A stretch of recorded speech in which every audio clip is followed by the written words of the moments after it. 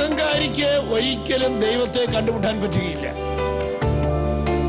ഒരു കൂട്ടര് ജീവിതത്തിൽ ബലഹീനരാണെന്ന് അറിയുന്നവര്, മറ്റവര് അറിയാൻ പോകുന്നവര്.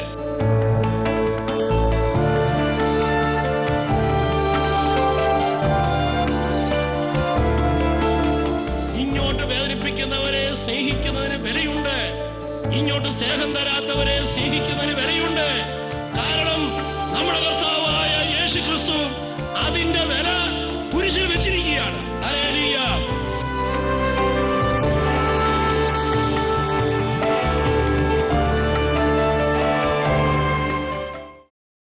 ഒന്ന് കൊരിന്ത്യർ 14-ാം അധ്യായം 1-ാം വാക്യം. സ്നേഹമായിരിക്കട്ടെ നിങ്ങളുടെ ലക്ഷ്യം. അപ്പോൾ ദൈവം നമ്മളെ ഈ ഭൂമിയിലാക്കിയിരിക്കുന്നതിൻ്റെ ഒരു ഉദ്ദേശം നമ്മൾ സ്നേഹത്തിൽ വളരുക എന്നതാണ്. അപ്പോൾ സ്നേഹത്തിൽ വളരുക എന്നതാണ് നമ്മുടെ ലക്ഷ്യമെങ്കിൽ ലക്ഷ്യത്തിൽ നിന്ന് വ്യതിചലിക്കുമ്പോഴാണ് ജീവിതത്തിൽ പരാജയങ്ങൾ ഉണ്ടാകുന്നത്. അപ്പോൾ നമ്മൾ ആ സ്നേഹത്തിൽ നിന്ന് വ്യതിചലിച്ചിട്ടുണ്ടെങ്കിൽ അത് തന്നെയാണ് നമ്മുടെ ജീവിത പരാജയത്തിൻ്റെ ഏറ്റവും പ്രധാനപ്പെട്ട കാരണം. 1 യോഹന്നാൻ 4:16 ദൈവം സ്നേഹമാകുന്നു. ദൈവം സ്നേഹമാണെങ്കിൽ ദൈവത്തിൻ്റെ എല്ലാ പ്രവൃത്തികളും സ്നേഹത്തിൻ്റെ അടിസ്ഥാനത്തിലാണ് നിർവഹിച്ചിരിക്കുന്നത്. അപ്പോൾ നമ്മൾ സ്നേഹത്തിൻ്റെ കണ്ണിലൂടെ അല്ലാതെ ദൈവത്തിൻ്റെ പ്രവർത്തനങ്ങളിലേക്ക് നോക്കിയാൽ നമുക്കത് മനസ്സിലാക്കാൻ ബുദ്ധിമുട്ടായിരിക്കും. കാരണം ദൈവം സ്നേഹമാണ്. ദൈവം മോശയിലൂടെ ഇസ്രായേൽ ജനത്തിന് 10 പ്രമാണങ്ങൾ നൽകി. പിന്നീട് ഫരിസേയ പ്രമാണികളും യഹൂദ പുരോഹിതന്മാരും ഒക്കെ കൂടി, നിയമജ്ഞരും എല്ലാവരും കൂടി ആ നിയമങ്ങൾ വ്യാഖ്യാനിച്ച് അത് ഏതാണ്ട് 613ഓളം നിയമങ്ങളായി മാറി. ക്രിസ്തു ഈ ഭൂമിയിലേക്ക് വരുമ്പോൾ ഏതാണ്ട് 613ഓളം നിയമങ്ങൾ ഉണ്ടായിരുന്നു ഇസ്രായേൽ ജനത്തിന്. എന്നാൽ യേശു ഈ 613 നിയമങ്ങളെയും ഒരൊറ്റ വാക്കിൽ അവിടെ നിന്ന് ചുരുക്കി: സ്നേഹം. ദൈവത്തോടും മനുഷ്യനോടുമുള്ള സ്നേഹത്തിൽ വളരുക. നമുക്ക് ഒന്ന് ആത്മപരിശോധന ചെയ്യാം. നമ്മൾ സ്നേഹത്തിൽ വളരുന്നുണ്ടോ? സ്നേഹത്തിൽ വളരുന്നുണ്ടോ എന്ന് ചോദിച്ചാൽ ചിലർ ഇങ്ങനെയാണ് ആ ചോദ്യത്തെ പരിശോധിക്കുന്നത്. അതായത്, എനിക്ക് ധാരാളം സുഹൃത്തുക്കളുണ്ട്. അപ്പോൾ എൻ്റെ അർത്ഥം എന്താ? ഞാൻ സ്നേഹത്തിൽ ഒത്തിരി വളർന്നു എന്നല്ലേ? എന്നാൽ അങ്ങനെ ആയിരിക്കണമെന്നില്ല. നമുക്ക് ധാരാളം സുഹൃത്തുക്കളുണ്ടെങ്കിലും ഈ സുഹൃത്തുക്കൾ ആരെങ്കിലും നമ്മുടെ ഇഷ്ടത്തിനെതിരായി പ്രവർത്തിക്കുകയോ പറയുകയോ ചെയ്താൽ ഉടനെ നമ്മൾ അവരെ സ്നേഹവലയത്തിൽ പുറത്താക്കും. അപ്പം നമ്മൾ ഈ സുഹൃത്തുക്കളെല്ലാം നമ്മുടെ നെഞ്ചോട് ചേർത്ത് വെച്ചിരിക്കുന്നത് എന്തിനാ? സ്വന്തം ഇഷ്ടം നടപ്പാക്കാൻ വേണ്ടിയിട്ടാണ്. എൻ്റെ ഇഷ്ടം, എൻ്റെ താല്പര്യം, ഞാൻ വിചാരിക്കുന്ന പോലെ കാര്യങ്ങളെല്ലാം നടക്കണം. അപ്പോൾ എൻ്റെ ഇഷ്ടം എന്നതിൽ വളരുമ്പോൾ അതാണ് സ്വാർത്ഥത. സ്നേഹത്തിന് എതിരാണ് സ്വാർത്ഥത. സ്വാർത്ഥത നമ്മളിലേക്ക് ചുരുക്കുന്നു. സ്നേഹമാകട്ടെ നമ്മളെ മറ്റുള്ളവരിലേക്ക് വളർത്തുകയാണ് ചെയ്യുക. അതുകൊണ്ട് സുഹൃത്തുക്കളുണ്ട് എന്നതുകൊണ്ട് നമ്മൾ സ്നേഹത്തിൽ വളർന്നു എന്ന് പറയാൻ സാധിക്കുകയില്ല. അപ്പോൾ മറ്റുള്ളവരെയൊക്കെ നമ്മൾ ചേർത്ത് നിർത്തിയിരിക്കുന്നത് എൻ്റെ ഇഷ്ടം, എൻ്റെ താല്പര്യങ്ങൾ ഞാൻ വിചാരിക്കുന്ന പോലെ എല്ലാം നടക്കണം. അങ്ങനെയൊക്കെ നിർവഹിക്കുവാൻ നമ്മുടെ കൂടെയുള്ളവർ സഹായിച്ചാൽ നമ്മളവരെ വലിയ കൂട്ടുകാരായിട്ട് പരിഗണിക്കും. അപ്പോൾ അതിലൂടെയൊക്കെ വളരുന്നത് നമ്മുടെ സ്വാർത്ഥതയാണ്, അല്ലാതെ സ്നേഹമല്ല. ഹല്ലേലൂയ. സ്നേഹത്തിന് എതിരാണ് സ്വാർത്ഥത. നമ്മളെല്ലാവരും ഒരു പരിധി വരെ സ്വാർത്ഥരാണ്. എന്നാൽ നമ്മൾ പലപ്പോഴും നമ്മുടെ സ്വാർത്ഥതയെ അങ്ങനെ കാണാറില്ല. എന്നാൽ മറ്റുള്ളവരുടെ സ്വാർത്ഥത വളരെ പെട്ടെന്ന് നമ്മൾ കണ്ടുപിടിക്കും. ഹല്ലേലൂയ. അത് നമ്മൾ വളരെ രൂക്ഷമായിട്ട് വിമർശിക്കുകയും ചെയ്യും. എന്നാൽ നീ സ്വാർത്ഥനാണ് എന്ന കാര്യം പലപ്പോഴും നമ്മൾ മനസ്സിലാക്കുന്നില്ല. ഒരിക്കലും ഞാനൊരു ഇടവകയിൽ ധ്യാനം നടത്തുകയായിരുന്നു. രാവിലത്തെ ധ്യാനം കഴിഞ്ഞാൽ പിന്നെ വൈകുന്നേരം ധ്യാനമുള്ളത്. അപ്പോൾ അതിനിടയ്ക്കുള്ള സമയം ഞങ്ങളച്ഛന്മാർ വീടുകൾ സന്ദർശിക്കും. ആ വീട്ടിൽ പ്രാർത്ഥന നടത്തും. അങ്ങനെ വൈകുന്നേരം വരെ വീട് സന്ദർശനമുണ്ട്. അപ്പോൾ രാവിലത്തെ ധ്യാനം കഴിഞ്ഞ് ഞാനിങ്ങനെ വീട് സന്ദർശനമായിട്ട് ഇറങ്ങി. ഒരു ഉച്ച കഴിഞ്ഞപ്പോഴേക്കും ഒരു വീട്ടിൽ ചെന്നു. ആ വീട്ടിൽ ആ സമയത്ത് ഒരു കാരണവർ മാത്രമേ ഉള്ളൂ.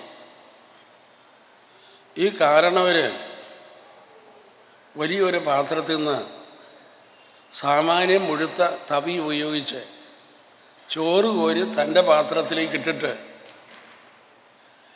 അതിന് തുല്യമായ കറിയും കോരി ഒഴിച്ച് വലിയ ഉരുളകളായിട്ട് ഉരുട്ടി കഴിച്ചുകൊണ്ടിരിക്കുകയാണ്. ഹല്ലേലൂയ. ഓരോ ഉരുളയും കഴിക്കുമ്പം ഈ കാരണവർ ഉറക്കെ പറയുക, എല്ലാവരും അവരവരുടെ കാര്യം നോക്കി നടക്കുക, എൻ്റെ കാര്യം നോക്കാൻ ആരുമില്ല. ഹല്ലേലൂയ. എല്ലാവർക്കും അവരവരുടെ കാര്യമാണ് വലുത്. ഹല്ലേലൂയ. എൻ്റെ കാര്യം നോക്കാൻ ആർക്കും താല്പര്യമില്ല. അടുത്ത ഉരുള. ഹല്ലേലൂയ. ഹല്ലേലൂയ. ഹല്ലേലൂയ. നമ്മൾ പലപ്പോഴും മറ്റുള്ളവരുടെ സ്വാർത്ഥതയെ പെട്ടെന്ന് നമ്മൾ കുറ്റപ്പെടുത്തുകയും ഒക്കെ ചെയ്യും. പക്ഷെ നമ്മുടെ അവസ്ഥയോ? ഒരിക്കൽ ഒരു ധ്യാനമെല്ലാം കഴിഞ്ഞപ്പോൾ ഒരു സഹോദരൻ വന്നിട്ട് എന്നോട് പറഞ്ഞു, അച്ഛാ, എനിക്ക് പോകാൻ ഇടമൊന്നുമില്ല, ഒരു ജോലി തന്നാൽ ഞാൻ ഇവിടെ നിന്നോളാം. അപ്പം ഞാൻ ആ സഹോദരനോട് ചോദിച്ചു, നിനക്ക് എന്ത് ജോലിയൊക്കെ അറിയാം? അപ്പോൾ അവൻ പറഞ്ഞു, അങ്ങനെയൊന്നുമില്ല, അച്ഛൻ പറയുന്ന ജോലിയൊക്കെ ചെയ്യാം. അപ്പം ഞാൻ അദ്ദേഹത്തോട് പറഞ്ഞു, അത് വേണ്ട, നിനക്കിവിടെ എന്ത് ജോലി ചെയ്യാൻ കഴിയുമെന്ന് നീ തന്നെ ഒന്ന് കണ്ടുപിടിച്ച് എന്നോട് പറ. അവൻ അല്പസമയം ഒന്ന് ആലോചിച്ചിട്ട് എന്നോട് പറഞ്ഞു, ഒരു സെക്യൂരിറ്റിയുടെ പണി തരികയാണെങ്കിൽ ഞാൻ ചെയ്തോളാം എന്ന് പറഞ്ഞു. അപ്പം ഞാൻ ആ സഹോദരനോട് പറഞ്ഞു, സെക്യൂരിറ്റിയുടെ പണി നിനക്ക് തരണമെങ്കിൽ അതൊരു ഇൻ്റർവ്യൂ ഒക്കെ നടത്തിയ ശേഷമേ തരികയുള്ളൂ. അവിടെ നിനക്കങ്ങനെ താല്പര്യമാണെങ്കിൽ നാളെ രാവിലെ 9 മണിക്ക് എൻ്റെ മുറിയിൽ വരിക, ഇന്നിവിടെ കിടക്കാനുള്ള സൗകര്യങ്ങളൊക്കെ ഞാൻ ചെയ്തു തരാം. അങ്ങനെ അടുത്ത ദിവസം രാവിലെ കൃത്യം 9 മണിക്ക് അദ്ദേഹം എൻ്റെ മുറിയിൽ വന്നു. അപ്പം ഞാൻ അദ്ദേഹത്തോട് പറഞ്ഞു, എൻ്റെ ഇൻ്റർവ്യൂവിൽ ഒരൊറ്റ ചോദ്യമേ ഉണ്ടായിരിക്കുകയുള്ളൂ. ആ ചോദ്യത്തിന് നീ തരുന്ന ഉത്തരമനുസരിച്ച് ജോലി തരികയോ തരാതിരിക്കുകയോ ചെയ്യും. അപ്പോൾ അവൻ പറഞ്ഞു, അച്ഛന് ഇഷ്ടമുള്ളതൊക്കെ ചോദിച്ചു, ഒരു കുഴപ്പമില്ലെന്ന് പറഞ്ഞു. ഹല്ലേലൂയ. അപ്പം ഞാൻ അദ്ദേഹത്തോട് ചോദിച്ചു, നീ ഇവിടെ സെക്യൂരിറ്റി ആയിട്ട് നിൽക്കുമ്പോൾ ഈ ധ്യാനമന്ദിരത്തിനെങ്ങാനും തീ പിടിച്ചാൽ നീ എന്തു ചെയ്യും?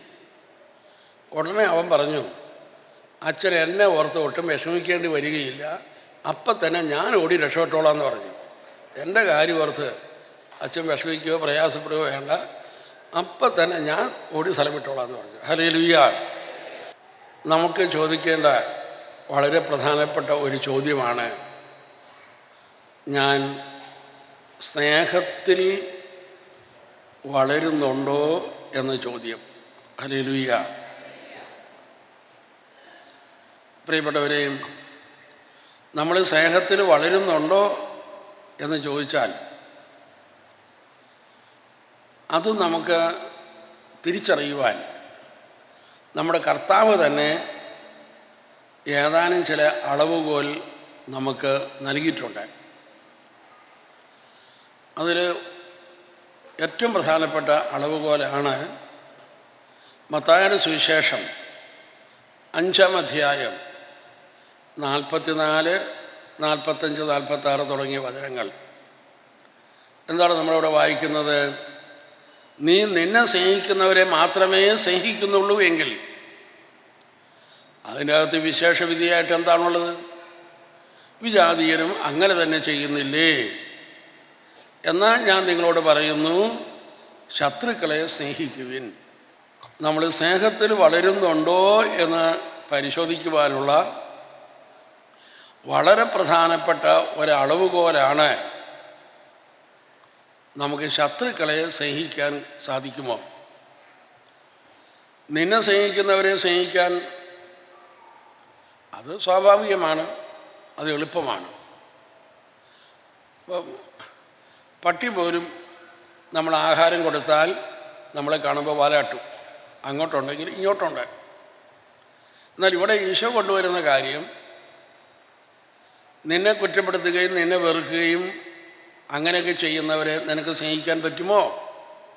എങ്കിൽ നീ സ്നേഹത്തിൽ വളർന്നിട്ടുണ്ട്. ഹല്ലേലൂയ. നമ്മൾ സ്നേഹത്തിൽ വളരുന്നുണ്ടോ എന്ന് പരിശോധിക്കാനുള്ള വേറെ അളവുകോല് അത് ഈശോ പറഞ്ഞ നല്ല സമരയക്കാരൻ്റെ ഉപമയിലാണ് കിടക്കുക. ആ ഉപമയുടെ പശ്ചാത്തലം നമുക്കറിയാം. ആ ഉപമ നടക്കുന്നത് ജെറുസലേം ജെറീക്കോ റോഡിലാണ്. ജെറുസലേം ജെറീക്കോ റോഡെന്ന് പറയുന്നത് വളരെ കുത്തനെ ഉള്ള റോഡാണ്. അതിൻ്റെ ഇരുഭാഗത്തും ധാരാളം മൊട്ടക്കുന്നുകളുണ്ട്. ഈ മൊട്ടക്കുന്നുകളുടെ പുറകിൽ കള്ളന്മാർ പതുങ്ങിയിരുന്നിട്ട് ഈ റോഡിലൂടെ കച്ചവടത്തിനായിട്ട് പോകുന്ന ആളുകളെ ആക്രമിച്ച് പണം കൈവശമാക്കുക ഒരു സാധാരണ സംഭവമാണ്. അപ്പോൾ ഈശോ പറയുകയാണ്, ഒരിക്കൽ ഈ ജെറുസലേം ജെറീക്കോ റോഡിലൂടെ യാത്ര ചെയ്ത ഒരു യഹൂദനെ കള്ളന്മാർ ആക്രമിച്ച് അവശനാക്കി. അങ്ങനെ മരണത്തോട് മല്ലടിച്ച് അവൻ കിടക്കുകയാണ്. ആ സമയത്ത് അവൻ മനസ്സിൽ ചിന്തിക്കുന്നത്, ഇപ്പോൾ ആരെങ്കിലും വന്ന് എന്നെ എടുത്തുകൊണ്ട് പോയി ശുശ്രൂഷിച്ചാൽ എൻ്റെ ജീവൻ നിലനിൽക്കും, അല്ലെങ്കിൽ ഞാൻ ചത്തുപോകും. അതുകൊണ്ട് ആരെങ്കിലും വരുന്നുണ്ടോ എന്ന് പ്രതീക്ഷിച്ചുകൊണ്ട് കിടക്കുകയാണ്. അപ്പോൾ അദ്ദേഹം കാണുന്നത് അതാ ഒരു യഹൂദ പുരോഹിതൻ ആ വഴിക്ക് വരുന്നു. സമുദായപരമായി തന്നെ നോക്കാൻ കടപ്പെട്ടിരിക്കുന്ന വ്യക്തിയാണ് പുരോഹിതൻ. അപ്പോൾ പുരോഹിതൻ വരുന്നത് കണ്ടപ്പോൾ യഹൂദന് ഉള്ളിൽ വലിയ പ്രതീക്ഷയായി.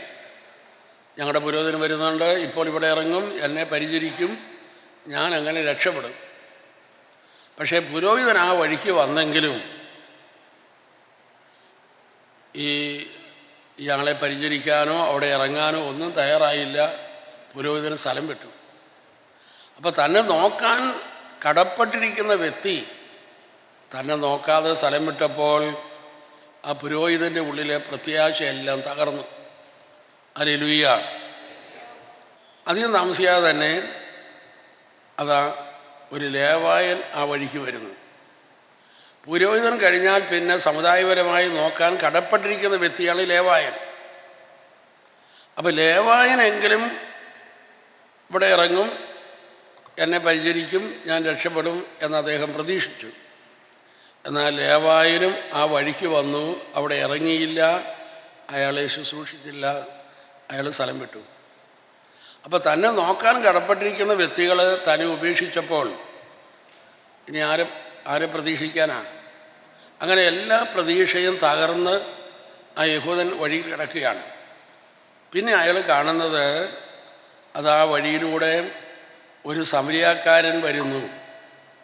സമരിയാക്കാരും യഹൂദരും തമ്മിൽ ബദ്ധശത്രുക്കളാണ്. യഹൂദരും സമരിയാക്കാരെ പുച്ഛമാണ്. അവർ സങ്കരവർഗം എന്നാണ് ഇവർ വിളിക്കുന്നത്.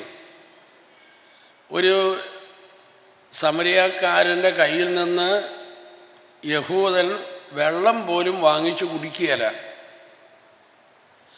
അപ്പം അങ്ങനെയുള്ള ഒരു സമരിയാക്കാരനാണ് ആ വഴിക്ക് വരുന്നത്. അയാളെ കണ്ട ഉടനെ തന്നെ യഹൂദൻ കണ്ണടച്ചോടെ കടന്നു. കാരണം അവരിന്ന് എന്ത് നന്മ വരാനാ? പക്ഷേ അയാളെ പ്രതീക്ഷയ്ക്ക് വിരുദ്ധമായി ആ സമരിയാക്കാരൻ അവിടെ ഇറങ്ങുകയും ഇയാളെ പരിചരിക്കുകയും ഇയാൾക്ക് വേണ്ട എല്ലാ ശുശ്രൂഷയും ചെയ്തു കൊടുക്കുകയും ചെയ്തു.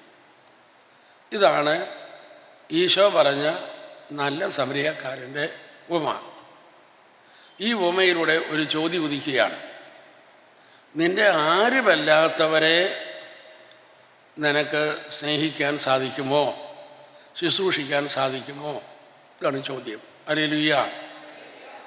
നമ്മൾ ചിലരെ സഹായിക്കേണ്ടിയൊക്കെ വരുമ്പോൾ ഉടനെ നമ്മൾ നോക്കും നമ്മുടെ കുടുംബത്തിൽപ്പെട്ട ആളാണോ, ഇനി വേറെ ചിലർ എൻ്റെ സമുദായത്തിൽപ്പെട്ട വ്യക്തിയാണോ, ഇനി വേറെ ചിലർ നമ്മുടെ പാർട്ടിയിൽപ്പെട്ട ആളാണോ, അങ്ങനെയൊക്കെയാണെങ്കിൽ സഹായിക്കും. പക്ഷെ ഇവിടുത്തെ ചോദ്യം അതല്ല. നിൻ്റെ ആരുമല്ലാത്തവരെ നിനക്ക് സേവിക്കുവാൻ ശുശ്രൂഷിക്കാൻ നീ തയ്യാറാണോ? അങ്ങനെയാണെങ്കിൽ നമ്മൾ സ്നേഹത്തിൽ വളരുന്നുണ്ട്. നമ്മൾ സ്നേഹത്തിൽ വളരുന്നുണ്ടോ എന്ന് പരിശോധിക്കാനുള്ള മൂന്നാമത്തെ അളവുകോൽ ഇതാണ്. അത് മത്തായിയുടെ സുവിശേഷം 25 കിടക്കുന്നത്. അന്തിമ വിധി നാളിൽ വലതുവശം നിൽക്കുന്ന വ്യക്തികളോട് ഈശോ ചോദിക്കും, എനിക്ക് വിശന്നു, നിങ്ങളെനിക്ക് ഭക്ഷണം നൽകി, ഞാൻ കാരാഗൃഹത്തിലായിരുന്നു, നിങ്ങളെന്നെ വന്ന് സന്ദർശിച്ചു, ഞാൻ രോഗിയായിരുന്നു, നിങ്ങളെന്നെ പരിചരിച്ചു, അനാദികാലം മുതലേ ഞാൻ നിങ്ങൾക്കായി ഒരുക്കിയിരിക്കുന്ന സ്വർഗരാജ്യത്തിലേക്ക് പ്രവേശിക്കുക. അപ്പോൾ വലതുവശത്തുള്ള ആളുകൾ യേശുവിനോട് ചോദിക്കും, കർത്താവേ, നീ രോഗിയായത് എപ്പോഴാണ്? നീ കാരാഗൃഹവാസിയായതും ഞങ്ങൾ നിന്നെ വന്ന് സന്ദർശിച്ചതും എപ്പോഴാണ്? അപ്പോൾ യേശു പറയുകയാണ്, ഈ ചെറിയവരിൽ ഒരുവന് നീ ചെയ്തു കൊടുത്തപ്പോൾ എനിക്ക് തന്നെയാണ് ചെയ്തു തന്നത്. ആരാണ് ഈ ചെറിയവരിൽ ഒരുവൻ? തിരിച്ചു കൊടുക്കാൻ കഴിവില്ലാത്തവരാണ് ചെറിയവരിൽ ഒരുവൻ എന്ന് പറഞ്ഞാൽ. മടക്കി കൊടുക്കാൻ കഴിവില്ല. ഹല്ലേലൂയ. ഒരു നന്ദി പോലും പറയാനായിട്ട് അങ്ങനെ തിരിച്ചു കൊടുക്കാൻ കഴിവില്ലാത്തവർ. അപ്പോൾ ഇവിടെ യേശു പറയുകയാണ്, അങ്ങനെ യാതൊന്നും മടക്കിത്തരാൻ കഴിവില്ലാത്തവരെ നിനക്ക് സ്നേഹിക്കാൻ സാധിക്കുമോ? നമ്മൾ ചിലർക്ക് ചില നന്മകളൊക്കെ ചെയ്യുമ്പോഴേ ഇവന് നന്മ ചെയ്ത് കൊടുത്താൽ എനിക്കെന്ത് കിട്ടും, അങ്ങനെ എന്ത് കിട്ടും എന്ന് വിചാരിച്ചാണ് പലപ്പോഴും ചെയ്യുക. ഇവിടെ യേശു കൊണ്ടുവരുന്നത്, യാതൊന്നും മടക്കിത്തരാൻ കഴിവില്ലാത്തവരെ നിനക്ക് സഹായിക്കാൻ സാധിക്കുമോ? അങ്ങനെയാണെങ്കിൽ നീ സ്നേഹത്തിൽ വളരുന്നുണ്ട്. അപ്പോൾ 3 ചോദ്യങ്ങളാണ് നമ്മുടെ മുമ്പിലുള്ളത്. ഒന്ന്, ശത്രുവിനെ സ്നേഹിക്കാൻ പറ്റുമോ? 2, നിൻ്റെ ആരുമല്ലാത്തവരെ നിനക്ക് സ്നേഹിക്കാൻ കഴിയുമോ? 3, യാതൊന്നും മടക്കി കിട്ടുകയില്ല, തിരിച്ചു കിട്ടുകയില്ല, അങ്ങനെയുള്ളവരെ നിനക്ക് ശുശ്രൂഷിക്കാനായിട്ട് നിനക്ക് സാധിക്കുമോ? ഹല്ലേലൂയ. അപ്പോൾ ഈ 3 സാഹചര്യങ്ങൾ നമ്മളൊക്കെ ജീവിച്ചു പോകുന്ന ജീവിതത്തിൻ്റെ പരിസരത്തുണ്ട്. അത്തരം പരിസരത്തിൽ നമ്മുടെ പ്രതികരണം എങ്ങനെയായിരുന്നു? പ്രിയപ്പെട്ടവരെ, ആത്മീയ പിതാക്കന്മാർ പറയുന്നത്, നമ്മൾ ഈ ഭൂമിയിലായിരിക്കുമ്പോൾ ദൈവം സ്നേഹത്തിൻ്റെ ഒരു പരീക്ഷ ഒരു ടെസ്റ്റ് ഇടുന്നുണ്ട്. ആ ടെസ്റ്റിൻ്റെ ചോദ്യപേപ്പർ ഇപ്പം ഞാൻ പറഞ്ഞതാണ്. നമ്മൾ ഈ പരീക്ഷയിൽ വിജയിച്ചിട്ടുണ്ടോ? വിജയിച്ചാൽ എന്തായിരിക്കും സംഭവിക്കുക? വിജയിച്ചു കഴിഞ്ഞാൽ, പരീക്ഷയിൽ ജയിച്ചാൽ എന്താ കിട്ടുക? പ്രമോഷനും ഉണ്ടാകും, പിന്നെ സമ്മാനവും കിട്ടും. ഹല്ലേലൂയ. പക്ഷെ നമ്മളിൽ പലരും പരാജയപ്പെട്ടിരിക്കുകയാണ്. ഹല്ലേലൂയ. നമ്മുടെ ജീവിതത്തിൻ്റെ പരിസരത്ത് നമ്മളോട് ഇഷ്ടമില്ലാത്ത ആളുകളെ ചിലപ്പോൾ ദൈവം കൊണ്ടുവന്ന് നിർത്തും. അതുപോലെ യാതൊന്നും മടക്കി തരാൻ കഴിവില്ലാത്തവരെ ദൈവം കൊണ്ടുവന്ന് നിർത്തും. നമ്മുടെ ആരുമല്ലാത്തവരെയും ദൈവം കൊണ്ടുവന്ന് നിർത്തും. എന്നിട്ട് ഈശോയ്ക്ക് ചോദിക്കാനുള്ളത്, ഇവരുടെ നേരെയുള്ള നിൻ്റെ പ്രതികരണം എങ്ങനെയാണ്? അതാണ് നമ്മൾ സ്നേഹത്തിൽ വളരുന്നുണ്ടോ എന്ന് നമുക്ക് വിലയിരുത്തുവാനുള്ള മാനദണ്ഡം. നമ്മളൊക്കെ പല വിധത്തിലുള്ള പ്രശ്നങ്ങൾ നേരിട്ടുകൊണ്ടാണ് ഇരിക്കുന്നത്. അപ്പം നമ്മുടെ തലയിലെ പ്രധാനപ്പെട്ട ചോദ്യം, ഈ പ്രശ്നം എന്നൊക്കെ ഒന്ന് തലയൂരാനുള്ള മാർഗം എന്താണ്? ഹല്ലേലൂയ. അതായിരിക്കും നമ്മുടെ തലയിലെ ചോദ്യം. ഹല്ലേലൂയ. ഒരിക്കൽ ഈ ധ്യാന മന്ദിരത്തിൽ വളരെ വർഷങ്ങൾക്ക് മുമ്പാണ് ഒരു സഹോദരൻ ധ്യാനിക്കാൻ വന്നു. അവന് MBA പാസ്സായിട്ട് 2 വർഷം കഴിഞ്ഞു, ജോലി കിട്ടുന്നില്ല. അപ്പോൾ ഇനി എങ്ങനെ പ്രാർത്ഥിച്ചാൽ ജോലി കിട്ടും, എവിടെ പോയാൽ ജോലി കിട്ടും എന്ന ചോദ്യവും മനസ്സിൽ വെച്ചുകൊണ്ടാണ് ഇവിടെ ധ്യാനിക്കാൻ വന്നത്. ഇവിടെ വന്നു കഴിഞ്ഞപ്പോൾ, സ്നേഹമായിരിക്കട്ടെ നിങ്ങളുടെ ലക്ഷ്യം എന്ന വചനം കേട്ടു. ആ വചനം ഹൃദയത്തിലേക്ക് സ്വീകരിച്ചു. ആ നിമിഷം തൊട്ട് ആ യുവാവ് എനിക്കങ്ങനെ സ്നേഹത്തിൽ വളരാൻ കഴിയും എന്ന ചോദ്യം ചോദിക്കാൻ തുടങ്ങി. അതുവരെയും എവിടെ പോയാൽ ജോലി കിട്ടും, എന്ത് ചെയ്താൽ ജോലി കിട്ടും എന്നായിരുന്നു. ഇപ്പം ചോദ്യം അങ്ങ് മാറ്റി, എനിക്കങ്ങനെ സ്നേഹത്തിൽ വളരാൻ കഴിയും. ആ ചോദ്യം വയെ ഉള്ളിൽ അങ്ങോട്ട് ചോദിക്കാൻ തുടങ്ങി. ധ്യാനം കഴിഞ്ഞ് ഇവിടെ നിന്ന് പോകുമ്പോഴും ഈ ചോദ്യം ഉള്ളിൽ വെച്ചുകൊണ്ടാണ് പോയത്. അടുത്ത ദിവസം രാവിലെ വീടിൻ്റെ മുറ്റത്ത് നിൽക്കുമ്പോൾ ഒരു ആംബുലൻസിന് ശബ്ദം കേട്ടു. ശബ്ദം കേട്ട സ്ഥലത്തേക്ക് അവൻ ഓടി. ഒരു വീടിൻ്റെ മുറ്റത്താണ് ചെന്ന് നിന്നത്. ആ വീട്ടിലെ കാരണവരെ ഹോസ്പിറ്റലിൽ കൊണ്ടുപോകാൻ പോവുകയാണ്. അവർ നേരിടുന്ന ഒരു പ്രശ്നം, ഹോസ്പിറ്റലിൽ ഈ കാരണവരുടെ കൂടെ നിൽക്കാൻ ആ വീട്ടിൽ ആരുമില്ല. അപ്പോൾ ഈ സാഹചര്യം മനസ്സിലാക്കി ഈ ചെറുപ്പക്കാരൻ പറഞ്ഞു, നിങ്ങൾ വിഷമിക്കേണ്ട, എത്ര ദിവസമായാലും ഞാൻ ഈ കാരണവരുടെ കൂടെ നിന്ന് അദ്ദേഹത്തെ ശുശ്രൂഷിച്ചു കൊള്ളാം. അങ്ങനെ അവരും കൂടി ആംബുലൻസിൽ കയറിപ്പോയി. 2 ആഴ്ച കഴിഞ്ഞപ്പോഴേക്കും ഈ കാരണവർ ഡിസ്ചാർജ് ചെയ്തു, മടങ്ങി വീട്ടിൽ വന്നു. ഹോസ്പിറ്റലിൽ വെച്ച് ഈ ചെറുപ്പക്കാരൻ വേറൊരു കാരണവരെയും കൂടി ശുശ്രൂഷിച്ചു. അപ്പോൾ ഇയാൾ 2 ആഴ്ച കഴിഞ്ഞ് വീട്ടിൽ വന്നപ്പോൾ ഈ ഹോസ്പിറ്റലിൽ വെച്ച് ശുശ്രൂഷ കൊടുത്ത കാരണവർ ഇവനെ ഫോണിൽ വിളിച്ചു, ഒന്ന് വീട് വരെ ചെല്ലാൻ. അങ്ങനെ ഇവൻ ആ കാരണവരെ വീട്ടിൽ ചെന്നു. വീട്ടിൽ ചെന്നപ്പോൾ ആ കാരണവർ ഇവനോട് പറഞ്ഞു, എൻ്റെ ഒരു മകൻ ഗൾഫിൽ ഒരു കമ്പനി നടത്തുന്നുണ്ട്, നിൻ്റെ ജോലിയില്ലായ്മയെക്കുറിച്ച് ഞാൻ അവരോട് പറഞ്ഞു. അപ്പോൾ അവൻ നിന്നെ സഹായിക്കാമെന്ന് പറഞ്ഞിട്ടുണ്ട്. അപ്പം നാളെ അവൻ വിളിക്കും, നിനക്ക് താല്പര്യമുണ്ടെങ്കിൽ വേണ്ടത് ചെയ്യുക. പ്രിയപ്പെട്ടവരെയും അദ്ദേഹം പറയുകയാണ്, ഏതാണ്ട് 3.5 ആഴ്ച കൊണ്ട് അവൻ ഗൾഫിലെത്തി ആ കമ്പനിയിൽ ജോലി പ്രവേശിച്ചു. ഹല്ലേലൂയ. പിന്നീട് 1.25 വർഷം കഴിഞ്ഞാണ് അവധിക്ക് നാട്ടിൽ വരുന്നത്. 3 ആഴ്ചത്തെ അവധിക്കാണ് വന്നത്. അപ്പം അതിൽ 1 ആഴ്ച നന്ദി സൂചകമായി ഈ ധ്യാനമന്ദിരത്തിൽ ചെലവഴിക്കാൻ തീരുമാനിച്ചു. അങ്ങനെ അദ്ദേഹം നന്ദി സൂചകമായി 1 ആഴ്ച ഇവിടെ ചെലവഴിക്കുമ്പോൾ ഈ സ്റ്റേജിൽ കയറി നിന്നുകൊണ്ട് അദ്ദേഹം ഇങ്ങനെ ഒരു സാക്ഷ്യം പറഞ്ഞു. എവിടെ പോയാൽ ജോലി കിട്ടും, എന്ത് ചെയ്താൽ ജോലി കിട്ടും എന്ന് ചോദിച്ചുകൊണ്ടിരുന്ന ഞാൻ എൻ്റെ ചോദ്യം മാറ്റി, എനിക്കങ്ങനെ സ്നേഹത്തിൽ വളരാൻ കഴിയും എന്ന് ചോദിക്കാൻ കഴിഞ്ഞപ്പോൾ ജോലി എന്നെ തേടി വരാൻ തുടങ്ങി. അഹങ്കാരിക്ക് ഒരിക്കലും ദൈവത്തെ കണ്ടുമുട്ടാൻ പറ്റുകയില്ല.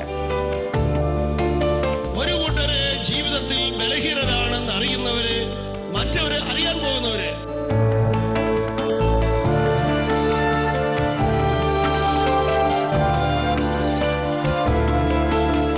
ഇങ്ങോട്ട് വേദനിപ്പിക്കുന്നവരെ സ്നേഹിക്കുന്നതിന് വിലയുണ്ട്.